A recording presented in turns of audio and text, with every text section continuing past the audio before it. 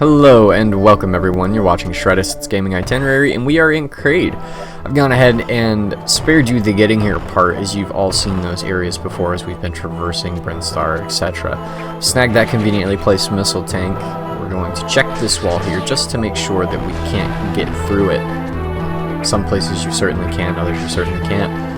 We're going to turn ourselves back around, make our way on through this room, and there's that little red door right here. Go ahead and get into here. Cleanly make our way up to this other missile tank, which is nice. A big improvement over prior. Take out some of these hoppy dudes. I don't know what they're called. They're more of an inconvenience, really, than anything. Take out some flyboys. Take this hit. Should have been in the morph ball, but I wasn't. What are you gonna do? We're gonna drop ourselves down into this thing down here. As you can notice, this little tunnel. This is a morph ball cannon. It's as much fun as it sounds. Activate it with a bomb. Be shot at extremely high speeds as we get this missile tank to the left. It is effectively the same effect that you get when you activate the speed booster, which we'll also be acquiring later on. Then you will notice a slider here. Going to make a bad decision, decide that we can't make that jump, make our way back up to the top, rush it just a hair, and take that unnecessary hit, because that's a slight hallmark, I guess, of this channel. Blast our way up and on through here. You'll notice that little rail at the top of the screen here. We can't quite use that just yet. We're going to have to find a way to get them online and activated. Which is what we're going to go ahead and find. We'll hop back into this cannon. You'll notice that one blue block. We're going to try and drop a bomb right there. There we go. To get rid of it, we'll be falling back down into that section. Clear out some dudes, and we're going to make our way through that door. Speak of a power button, get into the morph ball, activate this nonsense, show you how it works. We're going to shoot the red orb here, call it over, snag it, pick up an energy tank because we need all of those that we can possibly get. But I have to wonder at this point if activating those rails and then being able to jump and grab onto them isn't a feature of that power grip that we got in an earlier episode. Because if it's not, and I was the dev team, I absolutely woulda. No good reason not to. It makes a difference when stuff is being utilized in a way that you didn't really think. Trigger this boss fight here. We've got another worm boss on our hands. This guy, I'll just be upfront with you, not cool like the last one. What he's going to do is exactly what you've seen there. He's going to grab onto one of those top row blocks, and we're just going to shoot him in the face. Repeatedly.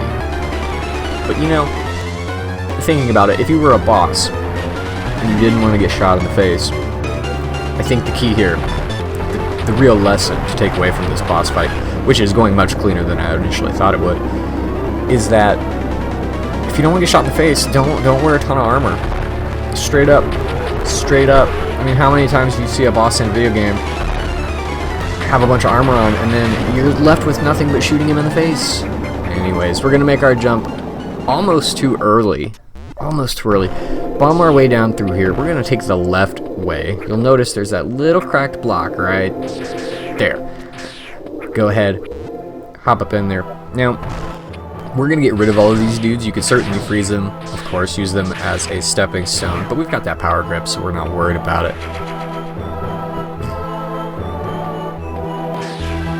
Make our way back. And I'm falling in the lava because it had to happen eventually. Might as well have been there. We're going to continue on now as we do have more things to do. But at this point, I will mention that you've probably noticed as well that the upgrades are straight up flowing. I mean, these missile packs and everything like that are coming at a rate that was not previously seen, which is great because we're going to need every last one of those. I mean, we got down to like, what, 17 missiles in that worm fight, I think, something around there. And it's only going to become more prevalent as we move through this game because, again, the missiles are kind of a pretty big feature. As we move back through and we make our way into a new section, I will mention the space pirates I talked about earlier. Some of y'all may not know. They are generally the bad guys. which is pretty obvious of the Metroid series, but they come in different kinds depending on which game that you're playing. They come in all different sorts of varieties. So these guys, they very much are pirates. They will go take ships, take stuff. They're also very conquering as well. They will come into a planet, conquer it, take what they want, destroy the rest. This is going to be fancy. I didn't think we could do that, but we can. Stay classy. But yeah, they'll conquer planets, take everything. They attempt to weaponize virtually everything to the point where they dabble a lot in biochem weapons and stuff like that. Total jerks. One of these giant hoppy dudes, again, not sure their name, but these guys take quite a bit of damage, and the only reason I'm not just unloading missiles on this guy is that I know that there's another one coming, because that white door didn't open, so something else is going to come. We're going to make our way up here. I make a really bad decision thinking that I'm going to be able to get some sort of actual damage on this guy, take a hit, take 2 hits because bad choices. Make our way back up here, and I have a different thought. Let's go to the end of this tunnel, right, and then we'll just unload on this dude. Just missiles out the wazoo. Ends up I could have used missiles on the first guy, but knowing my luck, I'd have missed a ton. Get another missile tank here. Always useful. Always useful. Bomb that floor. There are plenty of areas, especially in the first game, where you think that you're blocked off or you're stopped, and all you gotta do is explore a little bit, make sure to try and open up doors, which is why you may see me, as I did earlier, bombing different walls and things like that, trying to shoot missiles at random spots, because you never really know exactly where the devs have put in a little secret area for you to get into, and often that's the only way to get into those areas. We're gonna run into a bunch of guys here, and you'll probably have noticed those blocks. Another unknown item block. Bet you it's the one behind it. Take a shot, miss, step back, shoot, make it. Gonna miss. I have nothing else to say about taking hits from flyboys, because it's just a thing, it happens. Snag this unknown item. That unknown item music is so good, I'm just gonna say it. Snag this miscellaneous power upgrade.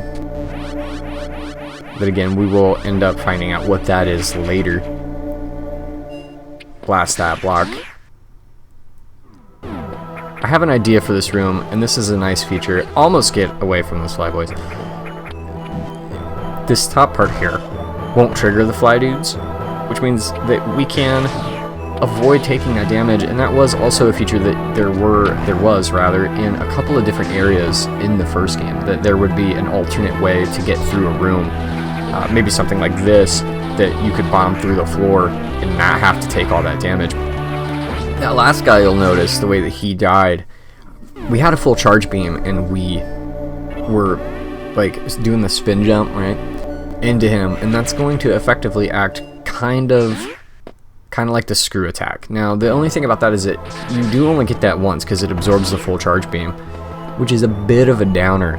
So you can't consistently do it without having time in between. So it's not a great way to try and get rid of enemies, but when it does happen, no big deal. It's kind of just one of those nice little features that you can use at your disposal every once in a great while. If there's maybe just one enemy or there's just one guy in the way and you don't want to try to wait for him to move. Always a good idea, if you can, to utilize those little tidbits. Makes the game just a little more fun. Get rid of this eye door, and we're going to meet the big bad of the area. Kraid in the flesh. Kraid's a really big dude. He's got a big belly.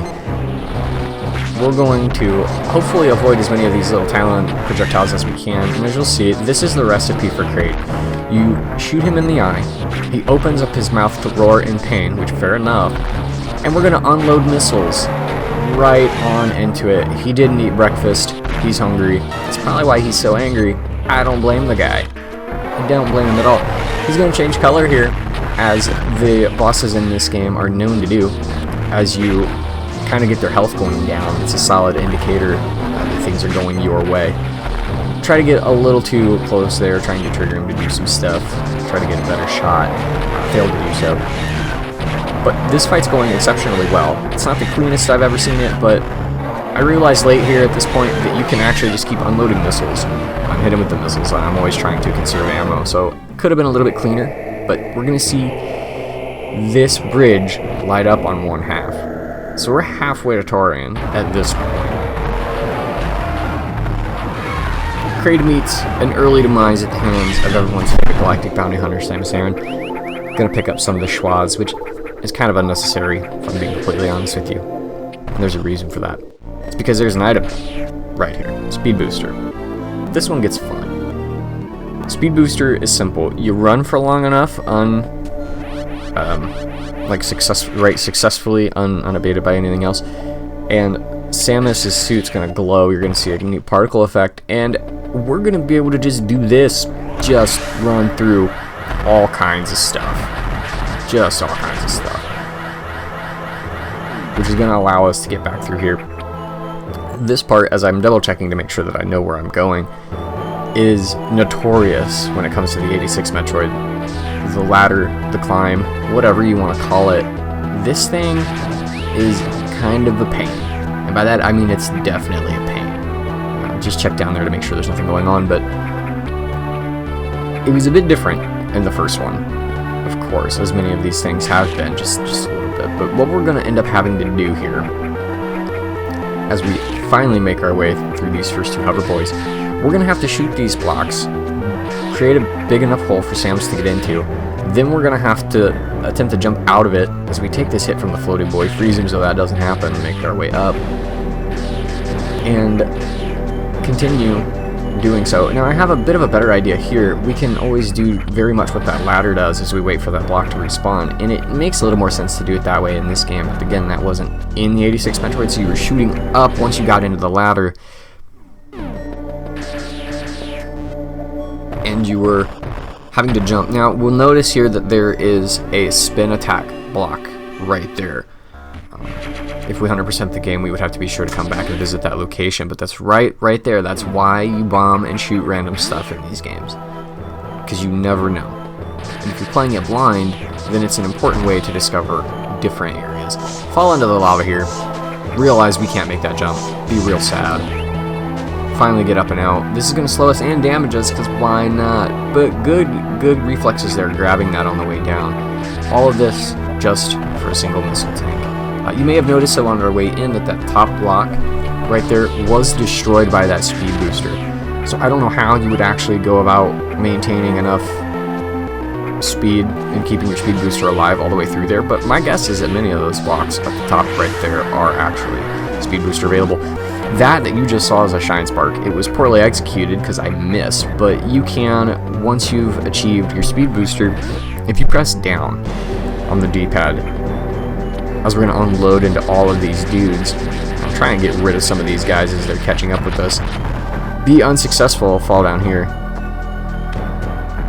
Yeah, shine spark. Pressing down when you have the speed booster activated will allow Samus to store it temporarily. You can then move yourself, reposition yourself. Right there is a successful one. To allow yourself to do exactly that, rocket up and through an area, through speed boost blocks, all sorts of stuff. And it, not only is it going to be critical for certain items and things like that later in the game, this game, and Fusion especially, very heavily, if you want 100%, you're going to have to get good at using that speed booster and using that shine spark in particular. Another feature of the shine spark that I'll mention that is used often enough at the 100%ing level that we're not going to do too much here.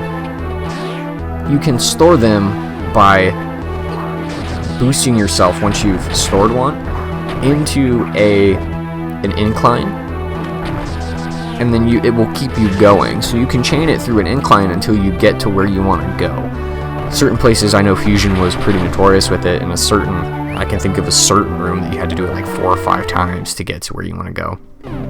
Snag this map room here. Just having a better idea. It's a little late though, isn't it? It didn't really tell us a whole lot that we didn't already figure and or know. Which sometimes that happens. Some of the map rooms are early, some of the map rooms are late. Hop back into this cannon because it's the most fun. Get on up into here. Now that missile is a pain in the neck. I've never really been able to easily acquire that one, so we're just gonna probably go ahead and ignore it for now. We're doing well on missiles. We're at, I believe, 75. It's either 75 or 80 at this point. And I'd say that's pretty reasonable without wasting a bunch of my time or your time trying to get just that extra 5. Make our way on through this missile door here. Fail to get exactly what we want. So what we're going to have to do is we're going to speed boost into that room, and at the right moment, unlike the first time, we're going to jump, and that's going to catapult us left. Because is it a missile tank? Is it an E-tank? I don't remember. It's not important. There is an item that we want. Hey, success. That energy tank. But we're coming to a reasonable spot to close, you guys. So if you've enjoyed this video, do feel free to like, comment, subscribe should you choose to do so. If you do, make sure to hit that little notification bell so I don't get lost in the swath of excellent content that I'm sure that you're following here on YouTube. And in the meantime, look forward to more. I've been Shreddist, you've been amazing, and I'll see you in the next one.